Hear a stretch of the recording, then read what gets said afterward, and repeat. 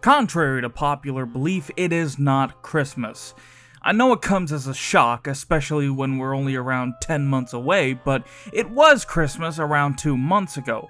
But 14 years and 2 months ago, it was Christmas in December of 2010, and for us TF2 players, that meant a few things. An update, festive crates, festive weapons, a year later, that is, and at this time, even new weapons in general. And Australian Christmas 2010 before Smithmas was even a twinkle in Robin Walker's dreamy little eye, we got 3 new item sets: the Expert's Ordnance, the Medieval Medic, and the Hibernating Bear. I've already spoken about at least one of the weapons in one of those sets a few years ago in 2019, but there are actually 2 more in the set, and one in particular has always stood out to me. These bear claws have been sitting in my inventory for years, mocking me with their smug aura. Why are they bear claws? What do they do? How is this worth the upside? And why couldn't I find the original stats? Yeah, we're talking about the warrior spirit.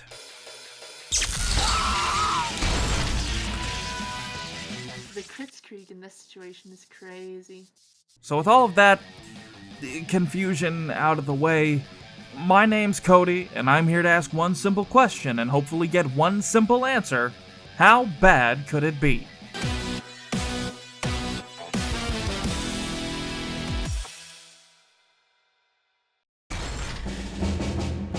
The warrior spirit was added in December of 2010, allegedly anyway. Side tangent, I searched high and low for info about this weapon, and I simply could not find any info about them. The update page is only like an inch taller than Elon Musk. The patch notes just say it got added, and every video I could find demonstrating it from around that time neglected to show its original stats. I'm sure it's somewhere in here among the— Good grief, the heavy is a bear. What are you doing? Why are you interrupting me? What is your angle here? Good grief, the heavy is a bear. Ooh. Alright, fine. If you're going to do this little gag, let's do it right, okay? You just stay there, and you'll know it when you hear it. You will say it when I say the word here. Good grief, the heavy is a bear. I'm sure it is somewhere within the TF2 community's archive of videos, but I wasn't able to find it, at least not easily. I did find this one video where they show the stats for like 2 frames, and I'm pretty sure that's by accident, and I had to use YouTube's frame-by-frame feature that you didn't know it had just to get this low-res screenshot so I could recreate the card. For the item stats weren't anything to write home about. You dealt 30% more damage, and you had 20 less health. This was changed in Gunmetal to have every successful hit give you 10 health. Then, in Tough Break, the weapon was just completely reworked to make you deal and take 30% more damage and receive 50 health with every kill, bringing us to its current stats. And upon further inspection, one thing that you might notice is that not just this item, but almost every item introduced in the Australian Christmas update have some sort of melee-centered playstyle, or at the very least, complement one. The Amputator Taunt provides healing, the Ullapool Caber explodes on hit, and the Buffalo Steak Sandwich gives you mini crits, but makes you only able to use melee. That's because this was the update that introduced Medieval Mode. Yeah, that thing that you sharpened Volcano Fragment Defenders won't shut the fuck up about. But this is the only melee weapon in the game that can set people on fire. What? That's pretty cool, I'd say, but you're over. Sorry, I'm just so tired. Not all of the weapons here are— Good grief, the heavy is a bear. That is the wrong here. Good grief, the heavy is a bear. Not all of the weapons are usable in this mode, and ironically, Demo Man didn't receive like a new shield or a sword or anything, but Medic did get 2 items that made him not completely useless, which was probably intentional. Heavy, on the other hand, was somehow even more unlucky than Demo Man. He got a Gatling gun, a stake, and some bear claws. Yeah, in the niche of medieval mode, I guess I could see this thing being pretty balanced, but everywhere else, not so much. I mean, the Brass Beast was pretty good, but the thing is, every item the demo and medic got were useful outside of medieval mode too.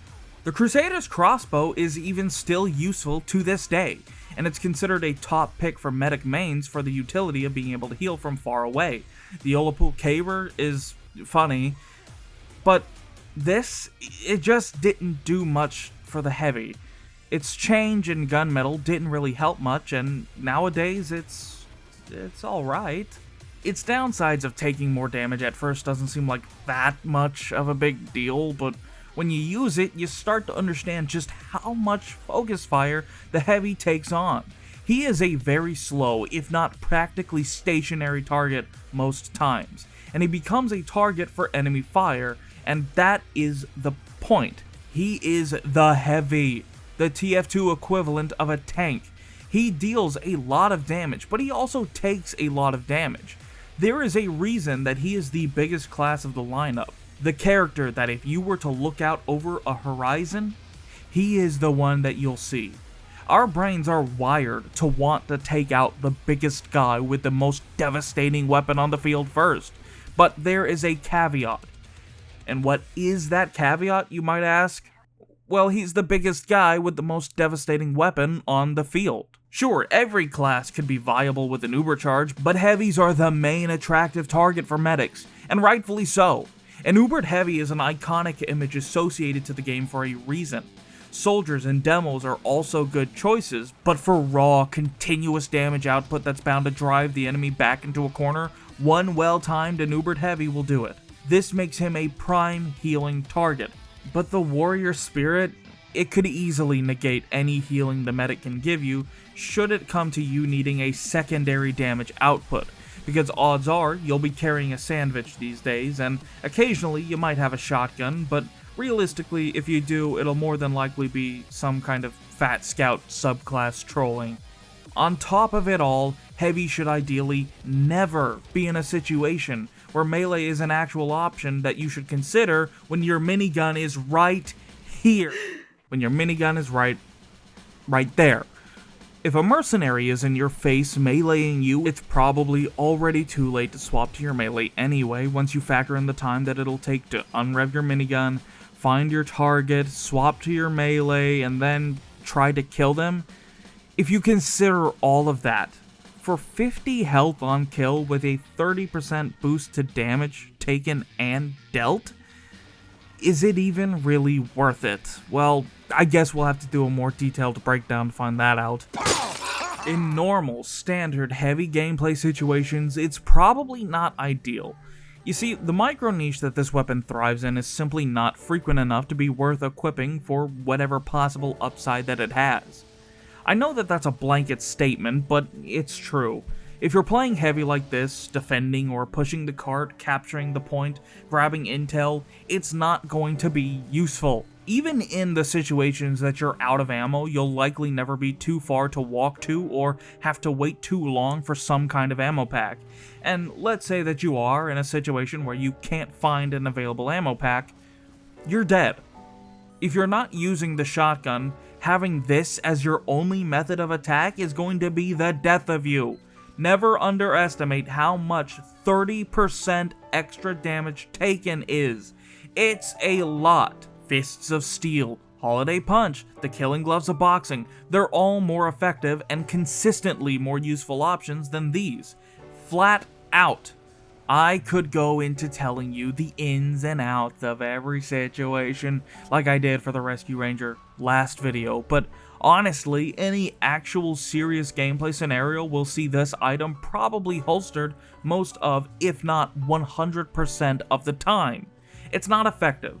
Its upside of extra damage and health on kill is not worth the risk that you take just pulling them out. And if an enemy comes to you and is within melee range, like I said, it's probably already too late to fight back anyway. Do yourself a favor and just use something else. The warrior spirit alone is not worth the equip slot. I said, The warrior spirit alone isn't worth the equip slot. Where's the footage? Where's the cut? There's supposed to be an earth-shattering cut! That sandwich kills them all? Good idea! Oh, there it is. Okay. The buffalo steak sandwich is the weapon that could even possibly begin to justify your decision to use this, but that's not saying much. Of course, I had to bundle these into one episode. I mean, the steak sandwich isn't much to cover on its own, and neither is the warrior spirit. And you come for the extended runtime, right? Right? Its stat changes aren't much, and I feel the need to put a disclaimer here. The buffalo Good grief. The heavy is a bear. You are the most insufferable, Thank you. repugnant, Thank you. frustrating co-host in the history of YouTube shows, and that is saying something, because the completionist and the guy who used to yell about bears is on that list, alright? No, yeah. You give Mike Matei a run for his money, and he wasn't even playing himself most of the time. I understand it, man. Do you know how annoying you have to be in order to be more annoying than Mike Matei's version of the Joker or Bugs Bunny? You drive me up a wall I know, dude. so steep that not even a spider could climb it. I am up to here with... The heavy is a bear. Oh, wait. I'm supposed to say good grief. The buffalo steak sandwich was a hard time to find this info for because, just like the warrior spirit, I couldn't find anything on its original stats. I had to take its current stats, then reverse engineer them into the best approximation of its original form that I could find because I did not want to spend days trying to find one screenshot. Its original stats on introduction in the Australian Christmas update were probably something like this, with an asterisk. Damage taken is mini crits, you have increased movement speed, you attack with mini crits for 15 seconds, and you can only use melee for those same 15 seconds. In July 2013, during Gunmetal, it was changed to go from taking mini crit damage while its effects were active to only taking a whopping 25% more damage, whoopee-doo. Then, in Jungle Inferno, to bring it to its current state, it got buffed. Once eaten, you gain increased movement speed, you attack with mini crits for 16 seconds now, but you can also only use your melee attacks for those same 16 seconds. And now you only take 20% more damage while those effects are active, opposed to the 25% that you previously took. It does not give you health when you eat it, and yes, I still make that mistake, but you can throw it to give your friendly medic a health kit should you ever be able to figure out how to swap to it. The buffalo steak really isn't a better alternative to the sandwich, but there was a point in time, circa 2011, where it was. The melee restriction used to not be applied when eating it due to a bug, and of course I was able to find plenty of footage of that, obviously, but it does have its uses, and particularly with the warrior spirit, well, they pair well, but it's still not very good. So together they become a bit more usable, but not by much. They pair nicely, but they're not exactly going to make you a kung fu master voiced by Jack Black. But depending on the team and how they're feeling that day, they might consider you to be a robot voiced by Claptrap. I mean Jack Black. If you pair them, you'll have to take into account that you'll be taking 50% more damage when the effects of your steak are up. This means you'll be basically one hit away from being more dead than Lotso after he got tied to the front of a truck in Toy Story 3. That was a stretch. Cut that. Don't use that.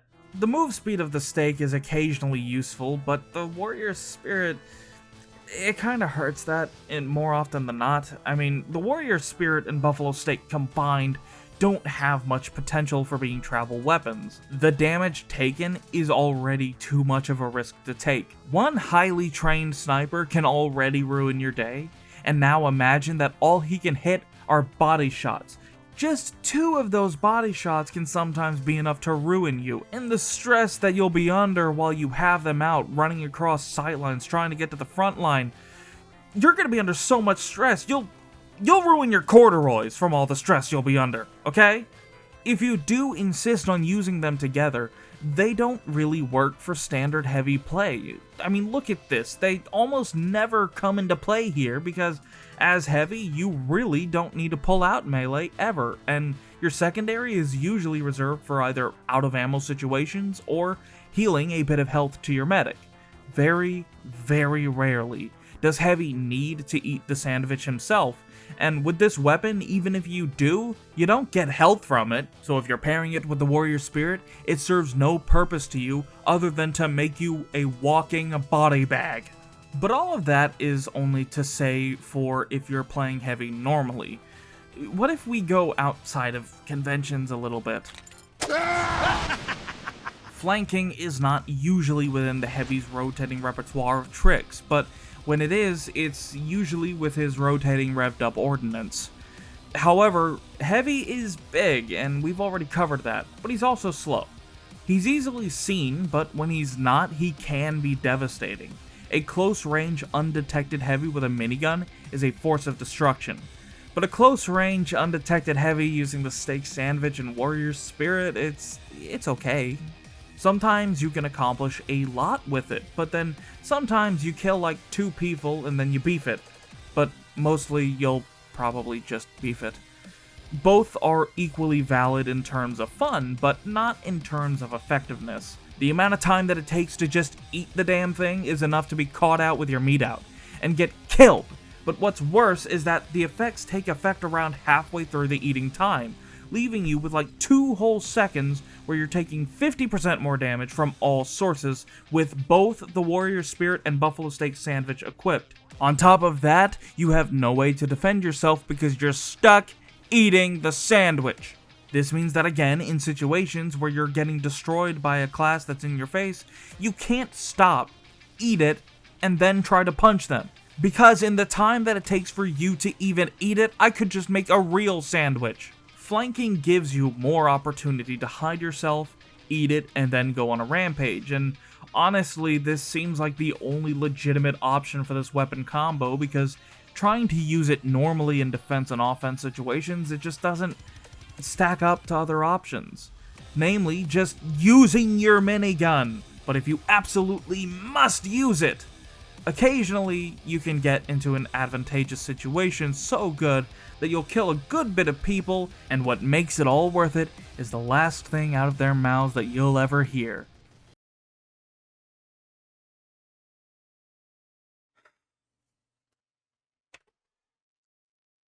Good grief. The heavy is a bear. No, he's not. He's wearing a necktie. The damage boosts and speed buffs they try to use to make up for the asinine amount of damage that you'll be taking on when trying to use them together is not worth it. Unless you can find a way to counteract all of that, that is. As it turns out, there is a way. If you can find a medic who's willing to help you. Let's go, Amanda. Let's go! Silly man wants it. Are you fucking kidding me? You're abandoning me for a random silly man? He nodded his head yes. Fucking cocksucker! Shit! No, fuck! Yeah, that's my fault. I put my trust into my friends. That one's on me. If you can find a medic who's willing to help you, you can do a decent amount of work in theory, I guess. I reiterate, in theory, Ubering you and making you invincible or otherwise healing you can really help to keep you out of a spot of, oh bother. Sure, it's not ideal and your team may not be terribly thrilled at the idea of your very new medic pocketing and Ubering you doing your best Yogi Bear impression delivering some "hey boo boo." But listen, I am the bear in this big blue house and damn it, I will teach these children what it means to embrace the essence of friendship and cooperation! Although it looks like they've already got that under control, so, okay. Pocket medics are your gateway into being, well, not effective, but more effective than you would be on your own. That is, if you're okay with cock-blocking your team from heals most of the time for the funnies, and if they whine about it, just tell them you're new, you know, as a joke. Waka waka! In any event, there's a couple of things that you should remember to close off this discussion of the items being paired together. Number 1, swap targets. If there's one thing that Smokey Bear knows that you should take into account, it's that sometimes the best way to prevent forest fires is to just use the S key to back away from pyros. And that same bit of advice is very true for your enemies not falling victim to you, as Edwin very much elaborates on here. Good grief. The heavy is a bear. Oh my goodness. You're the worst. Yeah, I know. But I was getting food, dude. Fuck you. Edwin's like, I get it now. I get why nobody uses this, you know? This fucking sucks. Dude, it sucks so much, dude. It sucks so bad. There's, like, all the potential benefits are just negated by the fact that you're a fat as shit heavy. Like, none of it matters when the hard counter to the strategy is pressing the S key on your keyboard and getting away. Like, that's all you need to do for counterplay. How are you supposed to make a video on this? You move faster with the stake, but not so much faster that you'll actually be able to close the distance to a target actively moving away from you. Keep this in mind. No matter how good or how funny the medic pick would be, don't let your Care Bear Stare style tunnel vision prevent you from making the most of your Paddington approved mini crit charged bear hug and reminding your enemies that it wasn't Berenstain or Berenstain. It's Bloodstain. Don't be afraid to swap targets if you're not able to get to the target that would be the most valuable. You're already using 2 shitty items, just have fun at this point, it's really all you got left. Number 2, accept your role. Accept that you are not going to help your team win. You may not get many kills. You may not even get any kills. Your KD is going to tank. Accept these things. They're inevitable facts when you're using these two together with the intention of using them and not just having them on the back burner. Let's go gambling! Aw, dang it. Aw, dang it. Aw, dang it. Aw, dang it. Aw, dang it. Aw, dang it. Aw, dang it. You are going to have trouble closing the distance. Even if you do use the stake for the movement buff, these items do not work well together, honestly, but they are fun. Lots of fun, in fact. And the point that they're terrible makes it even funnier. But they are terrible together, so let's see what we can do when we separate them. Let's get it out of the way. Don't use this. There is no scenario that I can think of where the warrior spirit is better than any other melee when separated from the buffalo steak sandwich. The increased damage taken and dealt for gaining a 1/6 of your health on kill is not worth it for a class that attracts medics like a Pooh Bear to Honey, or a Pooh Bear to a shitty horror movie franchise that tried to retcon the first shitty movie as a shitty in-universe movie retelling of the lore in its second shitty real-world movie. Not confusing at all. The warrior spirit does not stack up at all to the other melees. The Fists of Steel provide damage resistance when active at the cost of worse healing when active, but bad healing is like bad pasta, it don't exist.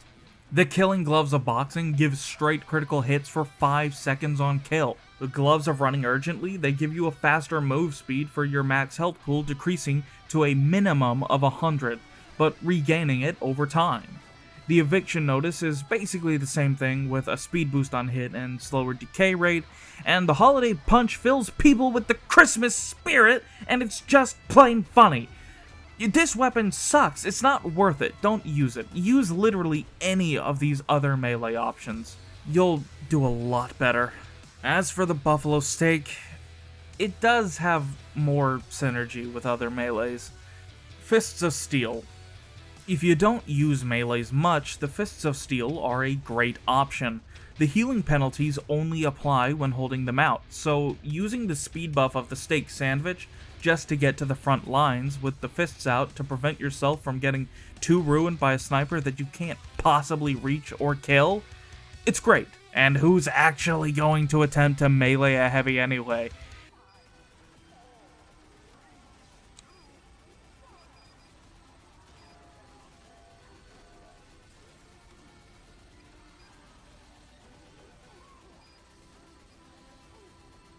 What the fuck? What the hell happened?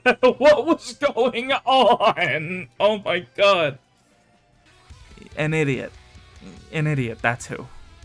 All of that isn't even mentioning that you can even help Medic build Uber Charge faster. The slower your health fills, the more Uber the Medic can leech off of you in a single healing duration. I'm giving this a 7 out of 10 to be used with the steak sandwich. Higher than most for its utility in not only resisting the most common types of damage, but also helping medics build Ubers in the off time. Killing gloves of boxing. This is where the mini crits can really shine. Sure, you're still taking on far more damage than normal, but if you want to have quite a bit of fun, there's nothing quite as fun or classic as chain killing with the killing gloves of boxing, and using the crit buff that you get to kill more people. The steak sandwich can really help you to get that pain train. Don't show that, this is YouTube, not a snuff film. Can really help to get that pain train going and ruining some people's days.